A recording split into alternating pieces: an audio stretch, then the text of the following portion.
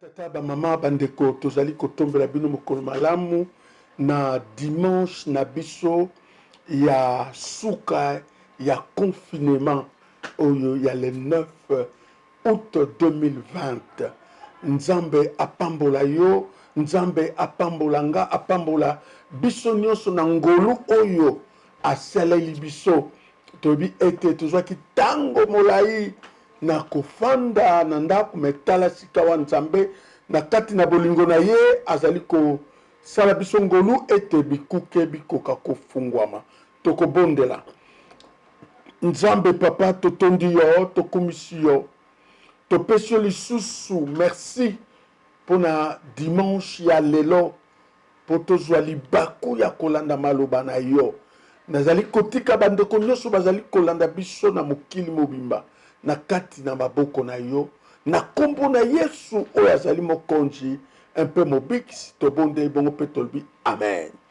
Mais bien aimé, lelo tozali d'abord kotalisa bino ke Noé na libota na ye bazalaki na confinement epai wapi libota na ye bazalaki na kati ya confinement pendant 40 jours 40 nuits. Et après confinement il fallait Noé akoka kozala reconnaissant epai na Nzambe. Bongo tangu ya bimi eloko ya liboso ya révélation akokaki kozala. Et il fallait que nous érigions hôtel. Nous avons hôtel de faveur. Nous ériger hôtel. Nous avons hôtel wana akokaki ko pesa Nzambe merci. C'est pourquoi mes bien-aimés, ezapena mukanda na Deutéronome bana na Nzambe bakomi balingi kokota na terre promise, balingi ko traverser Jourdain. Nzambe alobi na Moïse yebisa bango répéter, revoir, récapituler bamibeko nyonso na pesaki bango bayeba kosimba bango po ete na mboko bazo kokota bakoka kotia yango pe en pratique. Lolenge moko pe biso temps oyo tozwi ya pandémie eza lokola délige esili sika tozobanda mboka ya sika makambo ya sika etika Nzambe akumisama. C'est pourquoi nakanisaki thème na biso ya lelo ezalaki intitulé la prise de conscience de mes responsabilités face à ma famille.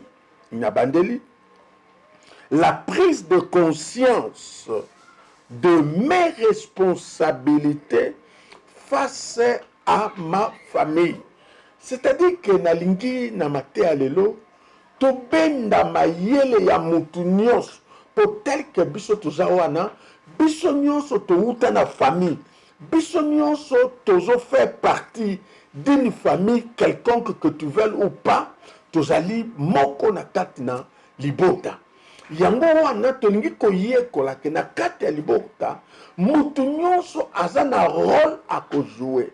Na libota mutu nyonso il faut se sentir que aza responsable, aza na ba devoir esengeli oyeba kokokisa. Yango wana tokotanga na mokanda na Juge chapitre 6 tobandi na verset 12. Chapitre 6, Tobana, verset 12, Tokokende tina 25. Bible le Bible. L'ange de l'Éternel lui apparut et lui dit, l'Éternel est avec toi, vaillant héros. Gédéon lui dit, ah, mon Seigneur, si l'Éternel est avec nous, pourquoi toutes ces choses nous sont-elles arrivées? Et où sont tous ce prodige que nos pères nous ont raconté quand ils disent l'Éternel ne nous a-t-il pas fait monter hors de l'Égypte? Maintenant, l'Éternel nous a abandonnés et il nous délivre entre les mains des mendiants. L'Éternel se tourna vers lui et dit, va avec cette force que tu as et délivre Israël de la main des mendiants, n'est-ce pas moi qui t'envoie? Gédéon lui dit, ah mon Seigneur, avec quoi délivrerai-je Israël? Voici ma famille. Elle est la plus pauvre à Manassé et je suis le plus petit dans la maison de mon père. L'Éternel lui dit, mais je serai avec toi et tu battras mon Dieu comme un seul homme. Gédéon lui dit, si j'ai trouvé grâce à tes yeux, donne-moi un signe pour montrer que c'est toi qui me parles. N'éloigne point d'ici jusqu'à ce que je revienne auprès de toi, que j'apporte mon offrande et que je la dépose devant toi. Et l'Éternel dit, je resterai jusqu'à ce que tu reviennes. Gédéon entra, prépara un chevreau et fit avec un effort de farine de pain sans levain. Il mit la chair dans un panier et le jus dans un pot. Le lui apporta sous les térébintes et le présenta.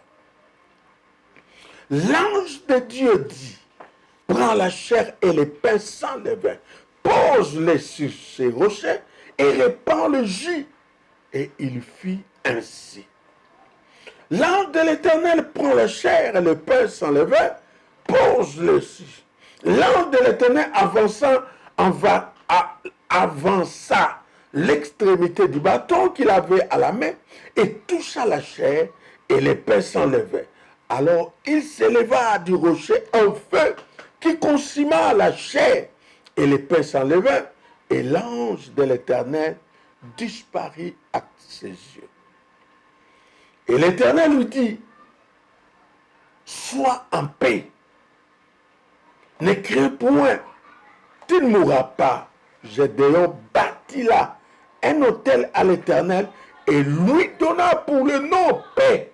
Il existe encore aujourd'hui à Ophra, qui appartenait à la famille d'Abiézer.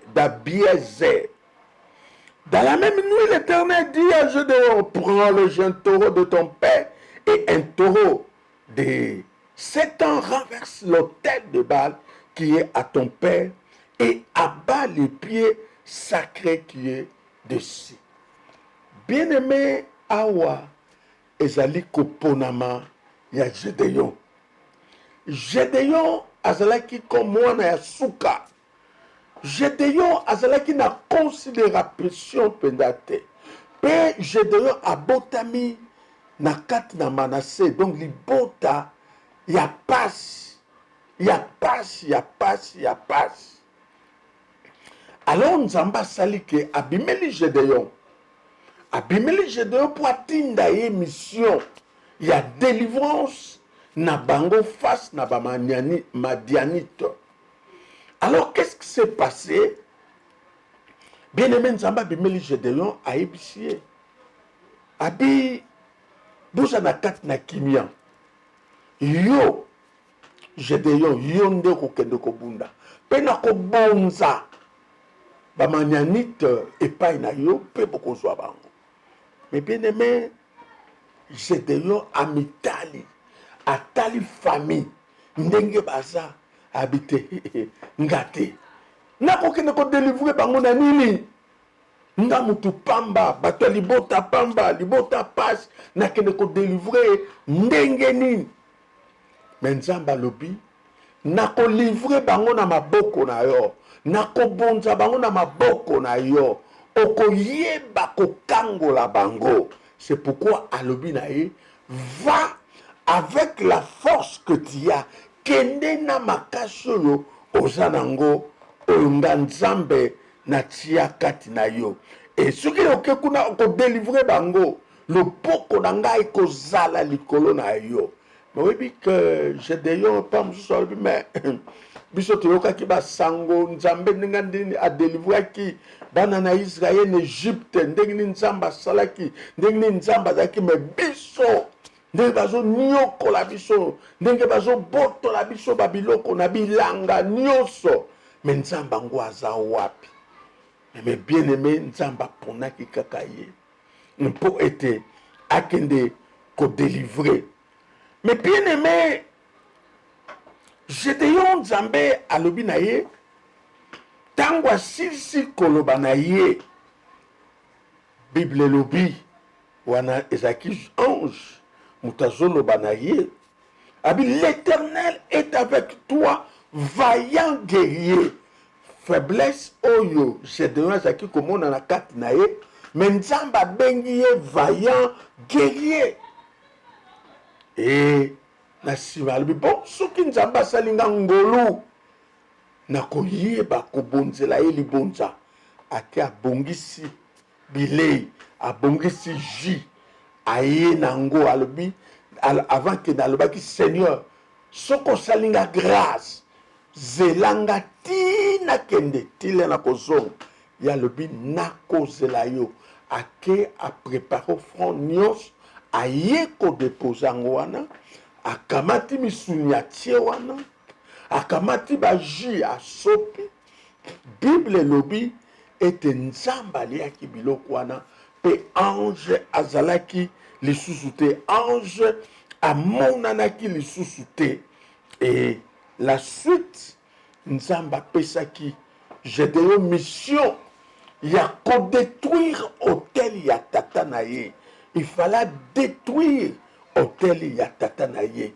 Et Nzambe apesaki pe ba orientation ndenge kani esengelaki na ye akoka kosala bongo mpe akendeki atelemisaki hôtel ya kimia ya paix mpe abonzaki mabonza na hôtel wana. Mais bien aimé, je crois soki tolandi histoire très bien tozomona ke Gédéon Nzambe akokaki kopona ye te. Pourquoi? Un, azalaki oyo abotami na libota ya pauvre, donc libota pauvreté ya passe. Et ya mibale Gédéon asalaki école de guerre te, abunda bitumba moko te toyoka abundaka en tant que guerrier. Mais Nzambe aponi ye na faiblesse na ye pe abengi ye kombo vaillant guerrier. Bien aimé, Gédéon a profité de l'opportunité oyo akutani na Nzambe. Na opportunité oyo, il fallait à la offrande. Il fallait à la sacrifice, à présenter sacrifice et pas une Nzambe. Bongo alba ki Nzambe zélé. Mais bien aimé Nzambe zéla qui est. Et la suite, Nzambe kokaki kozwa biloko wana. Pe ange azalaki wana abungaki. Pe hôtel ezalaki wana hôtel ya kimia. Je crois que il faut toyeba biso nyonso ndenge tobotam na famille toza ndenge moko te, toza pe na bakapasité ndenge moko te, toza pe na badon ndenge moko te. Mutu ya mutu aza na done aza na bakapasité na ye ekobosa na pe te, mutu na mutu pe aza na bafaiblesse na ye baincapacité oyo eza kati na ye. Tala Gédéon azalaki na kati na bafaiblesse, mais nalingi oyebisa yo ke Nzambe soki azopona moto atalaka baimperfection na ye te, batalaka faiblesse na ye te, mais ye azotala mission oyo apesi na moto wana mpe bakapasité ye akoka kosalela yango. Yango wana eza malamu mwana mobali oyo mwana ya suka mwana mobali oyo abotami na famille ya pamba na famille ya pauvre, mais na nzela na ye Nzambe aponi ye lobiko ekoti na famille na ye eswiti mpe libotani ekomi renommé à partir ya mosala oyo ye akokaki kosala.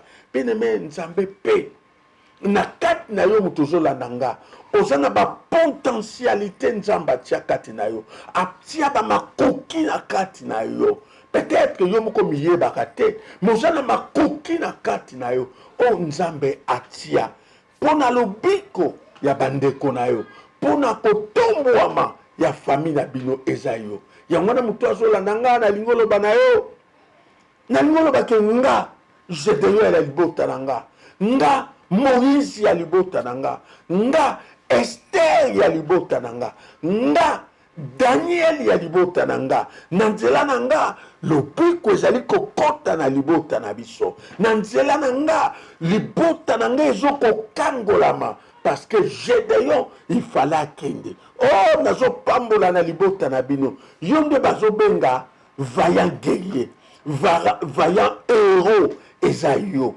bien-aimé nzambe apambola yo nzambe asunga yo tokotanga passage mosusu na Ézéchiel chapitre 22, Ézéchiel chapitre 22, versets 29 à 30. Ézéchiel 22, 29 à 30. Le peuple du pays se livre à la violence, commet des rapines, opprime les malheureux, l'indigent, fout l'étranger contre toute justice. Je cherche parmi eux un homme qui élève un mur et qui se tienne à la brèche devant moi en faveur du pays, afin que je ne détruise pas. Mais je n'en trouve point. Bien-aimé, awa nzamba zolobana Ézéchiel, tellement que batuba nyokwami, tellement que batuba komi opprimé, oppressé, bato bazo souffrir na kati na passe, alors c'est alors awa nzamba lobi parmi ya bato wana nazoluka mutu parmi ya mutu na bato wana bazo souffrir naza na besoin ya mutu moko nde na nzela na ye solution ekoya na mboka balobi ete mutu amonanaki te mutu amonanaki te nazoluka mutu po atelema liboso ya brèche Ponga nzambe n'intervenir, mais na moni été. Bien-aimé, question, ezape pona yo, pona libota na bino. Dieu veut faire quelque chose. Nzamba lingi kosa quelque chose na famille. Nzamba lingi a délivrer. Mais bien-aimé, nzamba salaka na nzela pe ya mutu. Azoluka nani oyo ngana kosalela po que le biko eyingela na famille oyo. Nazomona te. Oui.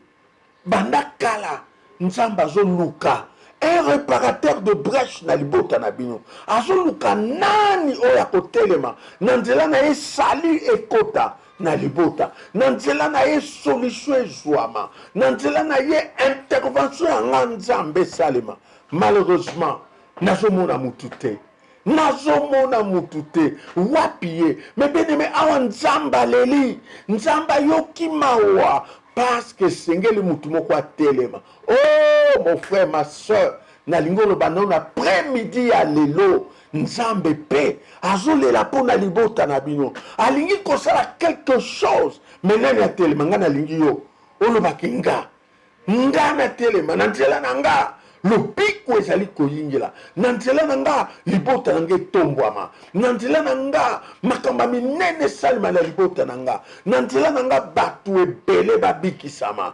o moto wana ye wana nzambe azoluka na pokwa lelo ya liboso ezalaki Gédéon baponi ye me lelo bazoluka yo eza yo otelema mais bien aimé quel que soit na libota bozana basula bozana ba oyo bayokaka maloba na nzambe te me yo telema mpo na lobiko na bino telema soki otemi nzambe akopesa yo makoki oh na miso ya nzambe eza mwana moke te eza mokolo te eza monene te eza mpe boyebi to boyebi te nzambe soki apointe yo mpo na choix na ye moto akocontredire yango aza te yango wana lelo est-ce que oza prêt est-ce que oza prêt ya kotelema mpe ya koloba seigneur ngai ye yo nzamba mpe enkinga ngai na andimi nzamba mpe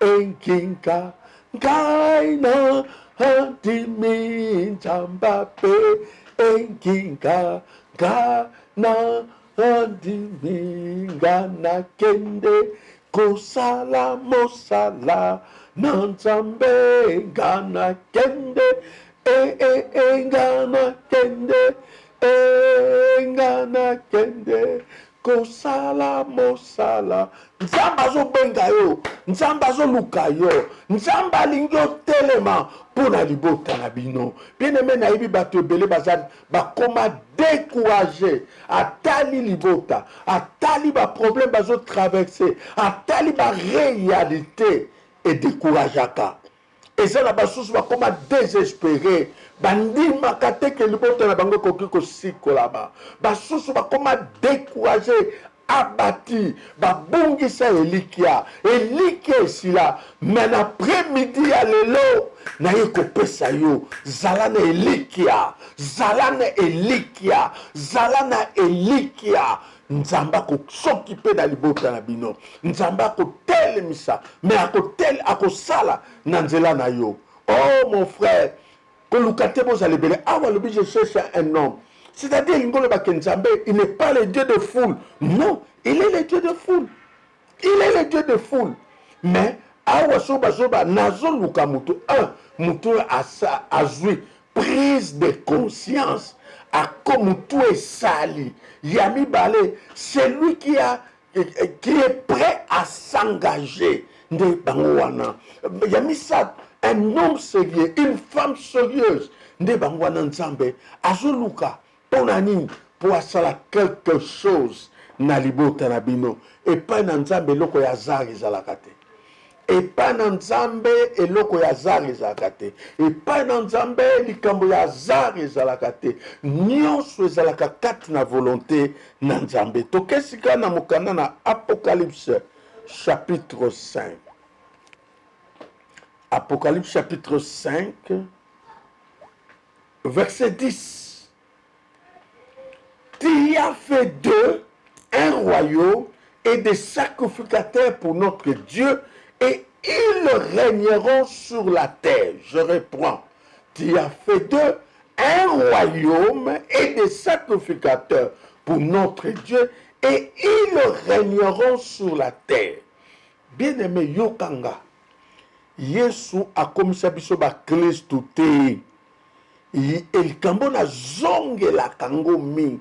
Yesu akomisa biso ba Kristo te. Mais Yesu akomisa biso ba roi pe ba nganga nzambe. Donc nous sommes des rois et des reines. Et des rois et des reines. Toza pe ba nganga nzambe, ba prêtre. C'est pourquoi je vous ai toujours dit, moi j'aime qu'on m'appelle nganga ya nzambe. Parce que tant on obi nganga, au comme une dimension mosusu. Yangwana bien aimé, église il faut a formé banganga nzambe. Yangwana abalobi na biso, Yesu Kristo akufaki po na biso, akufaki po na biso, asombaki biso na makila na ye, asikolaki biso po na nini, akomisi biso un royaume. C'est le roi qui règne dans le royaume.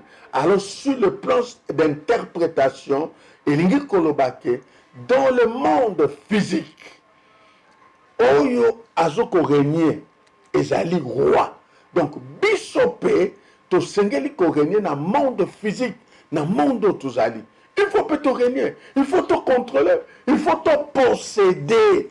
Yangwana, il faut avoir conscience, il faut avoir conscience que yo ndengo benga miwana ozali na bokonji ya ko dominer ya ko régner na monde physique. C'est pourquoi soué na biso ezali ezali que lobi pe yo okoma na poste amunene na poste ya clé, poste clé et pas wapi pe o exercer prêtrise na yo partout biso touza yangona balobi il nous a fait un royaume un royaume.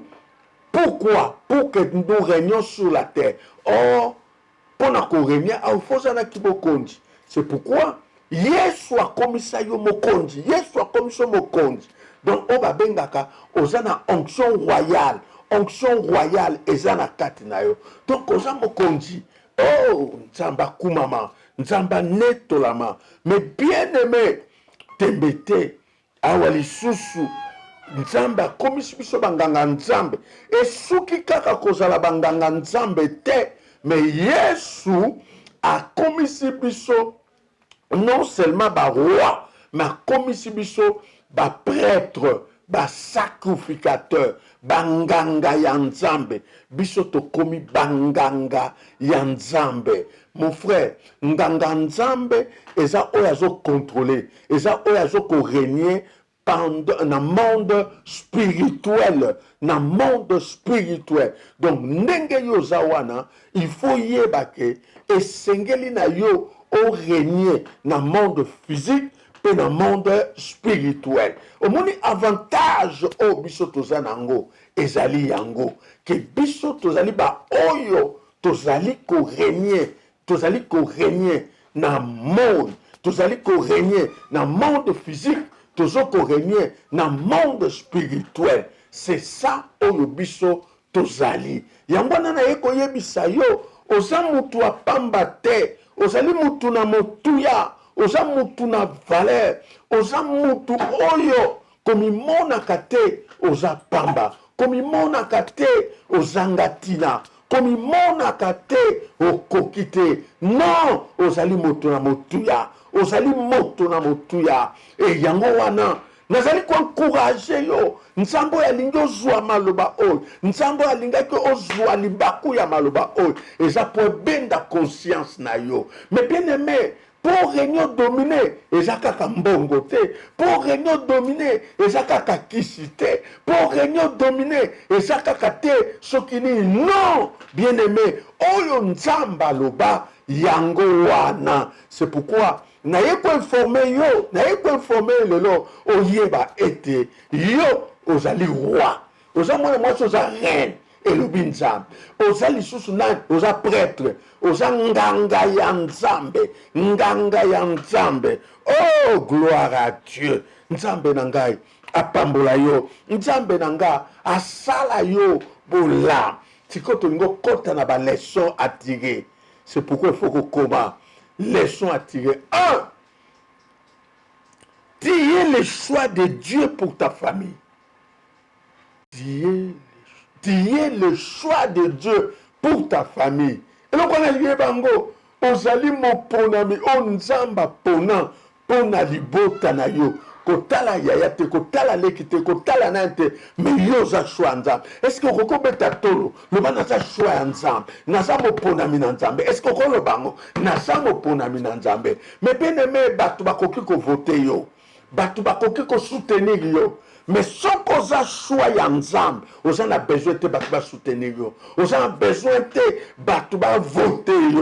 Biso ba vota biso te, biso nde mandat ya nzambe akomisa biso bandanga nzambe. Pe mandat na biso esuka kaka soko kufi. Oh mon avantage, biso tu as mandat 3 ans te, tu as mandat 5 ans te, tu as mandat 10 ans te, mandat à vie. Sauf le ba yo moko obebisa, le ba yo moko obebisa. Mais soko obebisite, ti okokufa oza roi. Ti okozonga na mabele oza nganga ya nzambe elobi nzambe. Donc 1, il faut y que osa choix yanza. Deuxième leçon, ne vois pas la pauvreté de ta famille.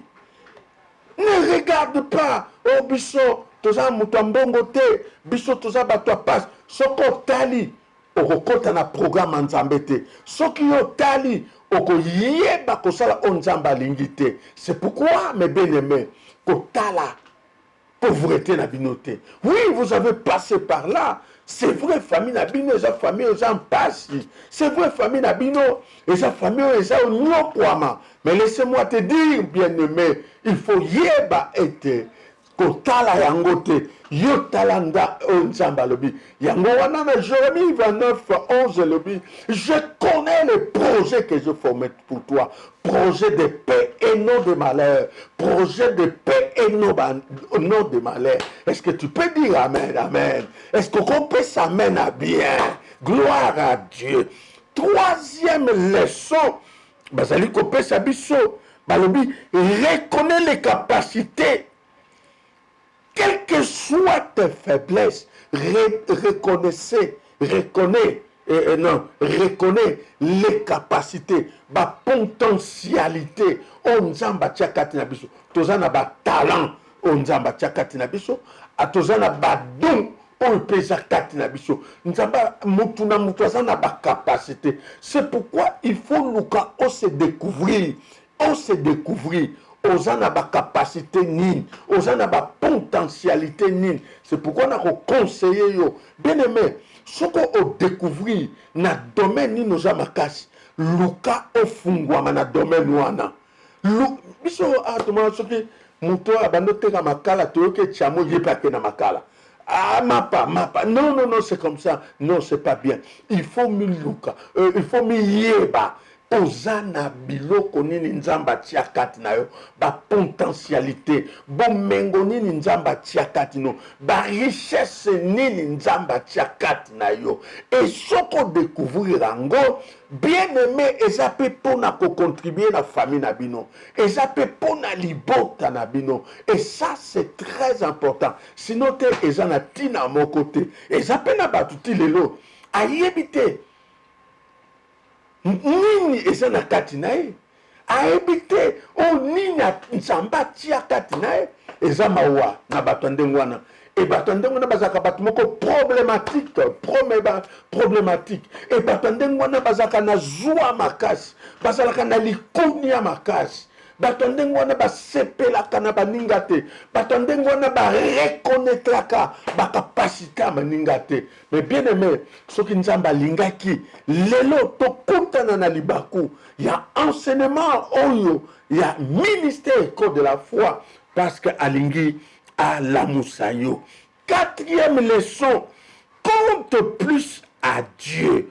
Compte plus à Dieu. Bien-aimé, Bible, maudit soit l'homme qui se confie à l'homme. C'est pourquoi t'allais la kanzambe. Si la kanzambe motema, papa te, maman te, no côté, bakoleka. Même batikel bino héritage. Ko compte na yangote et ça na batwe belé avant bino batikala na héritage mais ba ishua mais yango wana yo il faut compter na nzambe tiela nzambe motema tiela nzambe motema tiela nzambe elikia ataba sekio ataba seki libota na bino miso na we pa na nkolo yango na psa misa soba na psaume 121 je lève mes yeux vers le montagne d'où me viendra le secours me viendra que de l'Éternel et comme ma prière na yo et comme ma prière na yo je lève mes yeux vers l'Éternel. Mon secours vient que de l'Éternel. Tiela nzambe motema.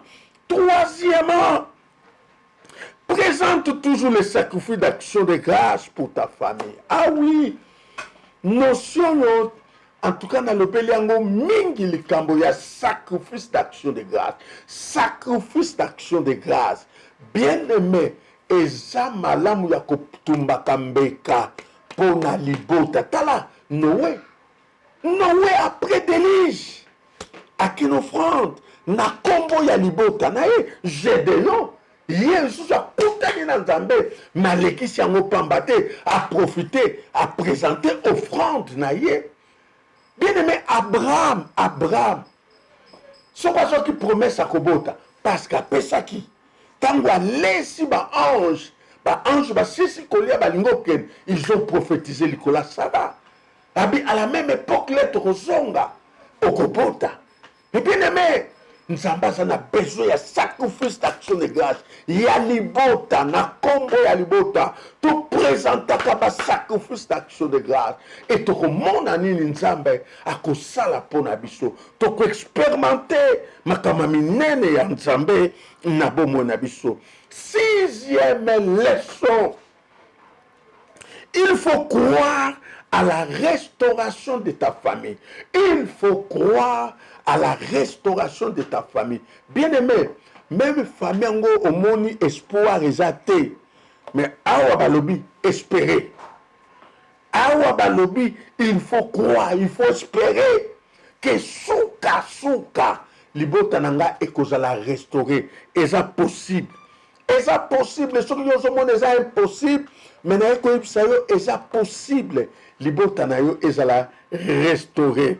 Et septième leçon,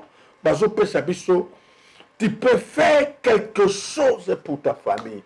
Tu peux faire quelque chose pour ta famille. Donc tu dois voir des initiatives. Alors, des bonnes initiatives pour na libota na bino. Luka osala quelque chose pour na libota na bino. Bien aimé, dans la parenthèse, ma famille est belée.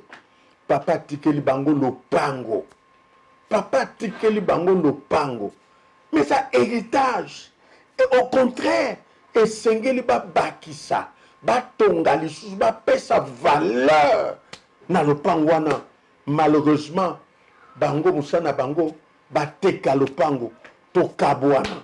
Ba teka lopango ba kabola mbongo. Pe ba ko kabola mbongo ba misu ba ko tika la kosomba ata demi terrain te. Non, ça ce n'est pas à encourager. Tokoki ko encourager yango ata mukete parce que tango to tikali na héritage, au contraire, tu ajouter valeur. Place ce comme la valeur. Et pourquoi pas dans le baki mbaleleki? Mais vous savez immeuble, mutuna mutaza niveau na e et qu'on ça sous malamu ming. Donc comme tel que tu es, tu peux faire quelque chose pour ta famille. Et ça peut possible.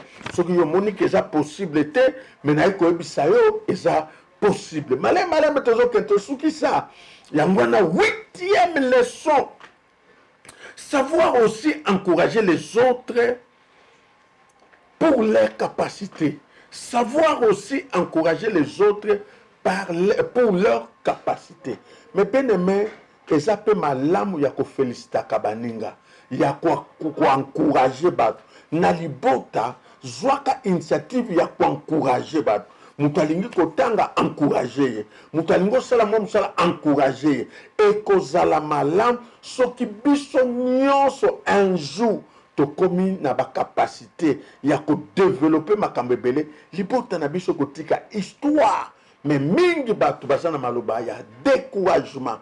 Oyozo sala batu boni basalango. Noko entela zaki na machine à simba te.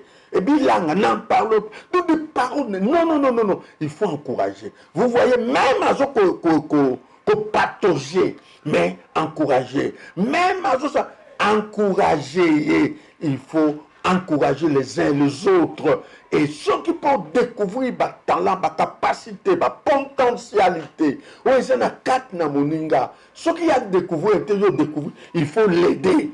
Il faut l'aider. Oh, je me rappelle de Komoko. Alandaki na séminaire sur les affaires. Alandinga na séminaire bandene banti na suka. Abi, en tout cas, papa mater, on nous a touché. Alors, je voudrais faire quelque chose. Mais malheureusement, na maboko et loko ezate. Alors, to bonde la ki, et tango azua ki mbongo. Ati yango na misala kaka ndenge ayekolaki. Lelo akoma kokende. Nanzela ya Chine. Azosala commerce, yabamituka. Voilà. Et les lois sont mis des parcelles. Vous comprenez? Donc c'est pourquoi encourage les autres. Encourage les uns les autres dans la famille. Et 9e leçon. La parole de Dieu soit au centre de la famille comme référence. La parole de Dieu soit au centre de la famille comme référence. Bien aimé, biso toko se référer na ba coutume te, toko se référer ce qui na makamni ya mabete, mais biso toko se référer à la parole de Dieu. Nyonso ya biso, il faut ça conforme à la parole de Dieu. Ce que ça conforme à la parole de Dieu, gloire à Dieu. Pe toko tiango en pratique, mais ce que ça conforme te, toko tiango en pratique te. Et enfin, 10e leçon, Ezali était capable de travailler plus pour ta famille. Tu es capable de travailler plus pour ta famille. Donc, tu es capable de faire des choses pour na libota na bino, pe libota na bino fongwama, libota na bino kende liboso, libota na bino ebonga. Nzambe akumisama. Tika nzamba pambola liloba na ye, pe tozali kobondela. Mais bien aimé, oyoki liloba. liloba oyo epesami pamba te eza prophétie. Peut-être ozofanda na ignorance mingi, peut-être ozana toujours découragé parce que besoin na famille ya passe yango wana sikawa esika nyonso zwami yo tombola mongongo topesa nzambe merci mpona maloba oyo apesi biso tobondeli nzambe papa toye lisusu kopambola yo toye lisusu kokomisa yo toye lisusu kopesa yo merci mpona maloba oyo opesi biso eza maloba na motuya eza maloba oyo eza comme prophétie opesi nga opesi ndeko mpe opesi libota moko na moko papa toyambi maloba wana na kati na biso tobombi mpe tosimbi yango mpe tozali na elikya ete tembe te maloba wana ekokokisama na kati na biso na kombo na Yesu. Merci Seigneur. Bien-aimé, toza kobondela Bible elobi nzambe akokisaka maloba na ye par des signes, des prodiges et des miracles. Alors tokobondela nzambe akonfirme maloba oyo na famille na biso tobondeli. Seigneur notre Dieu, toyesu kopambola yo, toyesu kokumisa yo parce que oza nzambe malamu, nzambe na nguya, nzambe ya tondi na nyonso mpe aleki na nyonso.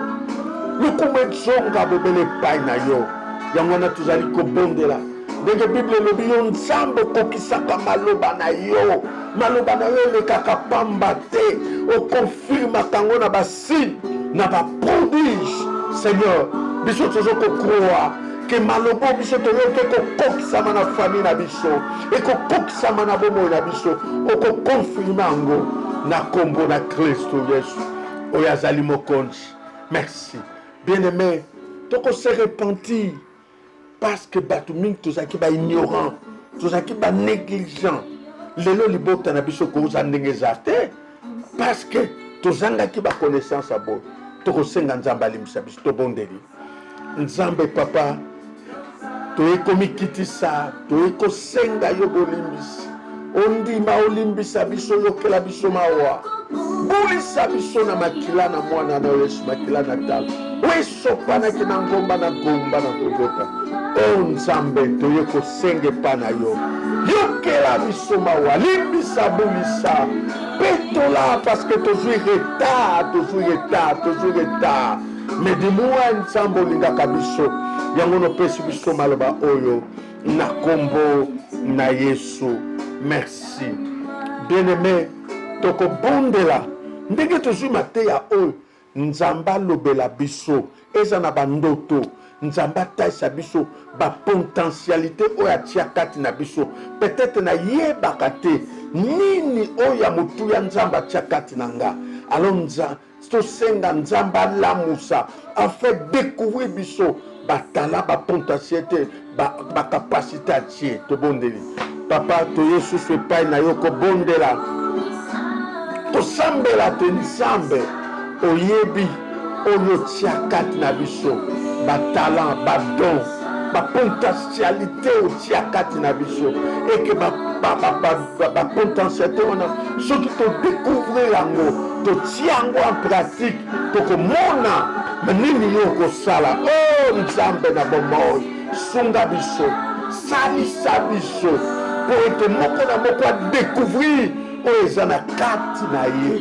Papa topesi merci parce que na yebi ete okolobela biso na bandoto, okofungola mayele na biso na oyo toyekola na classe, na oyo tozwa baformation. Papa totondi yo tokumisi yo na kombo na Yesu. Bien-aimé, tozali su kobondela moko na moko amikaba balobi na biso oza shwa ya nzambe. Peut-être ozaki omona yoza modi ozolakelama mabe okobongaka te ekosima te. Lelo balobi oza shwa ya nzambe yango na moko akobondela reconnaître kaza shwa ya nzambe tobondeli.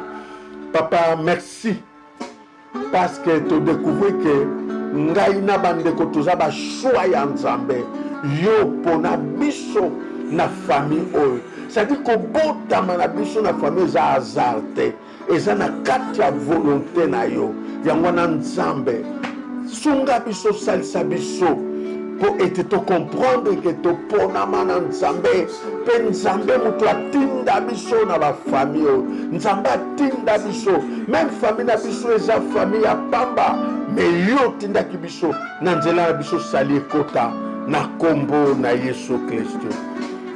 Bien-aimé, tozali kobondela lisusu epai na Nzambe. Quelle que soit famille na biso, ezala pauvre, ezala ndenge nini, biso lelo tozobonza famille na maboko na Nzambe. Tozobonza famille na maboko na Nzambe. Nzambe a changé histoire ya famille na biso tobondeli. Nzambe papa toye lisusu epai na yo. Toye kobondela, toye kobonzela yo famille na biso. Ba famille na biso Nzambe. Eza ba famille ya pasi, ba famille ya pauvreté, ba famille ya misère, mais maloba oyo esikola mabota na biso, ekangola mabota na biso, po ete to expérimenter bokono. Nzambe nga nazondima, quel que soit pauvreté ango, Nzambe kokangola biso, quel que soit niveau biso tozali okosikola, tika komone kumama, tika komona yo pambolama, na kombo na Yesu tobondeli bongo tolobi merci Seigneur Jésus. Bien-aimé, lelo tolingi Yesu akoma chef de famille na biso, parce que son Yesu akomi chef de famille d'office. L'histoire ya famille na biso ko changer, que famille na biso ko zala restaurer na kombo na Yesu Kristo. Mokonzi Yesu toye lisusu kobonzela yo ba famille na biso, et tolingi ete Nzambe yo okonza ozala chef de famille, ozala pe chef de famille na biso, ozala dirigeant leader par excellence ya famille na biso.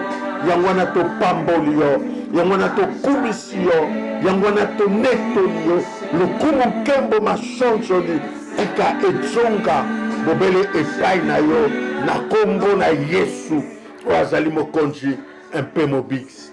Tokobondela na famille na biso mutu nyonso azwa prise de conscience, c'est-à-dire il a quelque chose à faire, à contribuer pour l'épanouissement, la réussite de la famille na biso. Tobondeli Nzambe toye lisu kobondela yo yebi famille na biso malamu, oyebi moko na biso, yango tokobondela kotika moko na maboko na yo, sunga moko na moko po ete moko na moko azala utile na famille na biso, moko na moko asala quelque chose na famille na biso.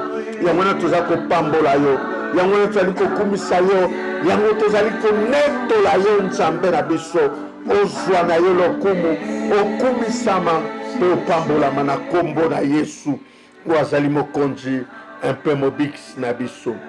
Bien-aimé, tokobondela kobanda lelo Yesu ako restaurer mabota na biso. Tondima Yesu ako restaurer mabota na biso. Tobondeli papa toye lisu kobondela epai na yo, oza Nzambe ya restauration, oza Nzambe ya restauration. Toye kobondela o restaurer famille na biso, o restaurer libota na biso, ata tokitaki na plus profond ya se, mais yo oza capable ya kotombola, ya kobimisa biso na libulu nyonso batia biso, na kati ya pauvreté tobima, na kati ya misère tobima, na kati na ba difficulté tobima, na kombo na Yesu oyo aza mokonzi un peu mobix. Tobondeli bongo tolobi merci Seigneur. Tozobondela Nzambe suscité ba Gédéon, voilà.